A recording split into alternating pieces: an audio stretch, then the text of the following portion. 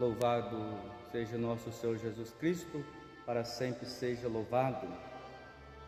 O Evangelho desta quarta-feira é o Evangelho de São Lucas, capítulo 11, do versículo 1 ao 4.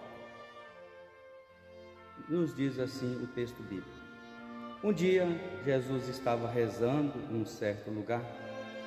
Quando terminou, um de seus discípulos pediu-lhe: Senhor, ensina-nos a rezar, como também João Batista ensinou a seus discípulos.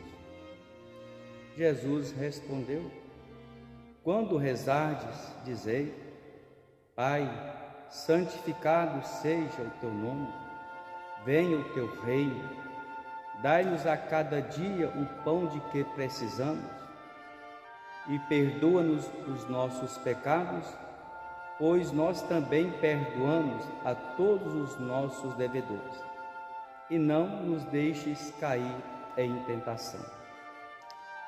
Antes de comentar um pouco sobre esse Evangelho, lembrando que o mês de outubro é um mês importante para nós da paróquia São João Paulo II, porque neste mês de outubro nós celebramos o nosso padroeiro.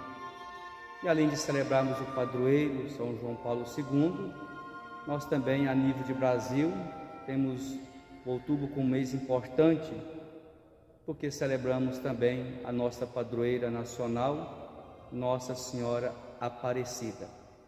Por isso que esse primeiro programa, essa primeira quarta-feira de outubro, estou gravando diante da imagem de Nossa Senhora Aparecida, do altarzinho que foi feito para ela. Depois estaremos gravando diante da imagem de São João Paulo II. O Evangelho desta quarta-feira, Jesus ensina, depois de um pedido de um de seus discípulos, a rezar. E Jesus ensina a oração do Pai Nosso. Mas antes de falarmos de alguns pontos do Pai Nosso, segundo São Lucas, é bom lembrarmos que Jesus estava rezando em um certo lugar. Sempre gosto dessa expressão, Jesus estava rezando, porque também para nós é importante esse momento nosso de intimidade com Deus, de estarmos rezando. Se Jesus, o Filho de Deus, tinha essa necessidade, imagina nós que somos simplesmente criaturas. E aí, quando diante do pedido, ensina-nos a rezar, Jesus ensina a oração do Pai Nosso, na versão de São Lucas, bem resumida. Mas eu vou pegar apenas 4 pontos desta oração e desse texto de hoje. Primeiro, Jesus fala chamar Deus de Pai. Deus é Pai. Ao rezar, dirigimos a Deus como Pai. Lembrando, Pai é aquele que tem um amor também transbordante, exemplo do Pai misericordioso que acolhe o filho que volta. O Pai também é aquele que corrige, o Pai também é aquele que orienta. Muitas vezes hoje nós temos uma visão deturpada de Pai. Deus é Pai no verdadeiro sentido da palavra. Então, dirigir, na oração de Jesus ensinando, dirigir a Deus como Pai. Deus é Pai, Ele é nosso Pai. E o segundo ponto que está no Evangelho: dai-nos hoje o pão necessário ao nosso sustento. O pão aqui, na visão hebraica, significa todo tipo de alimento que precisamos.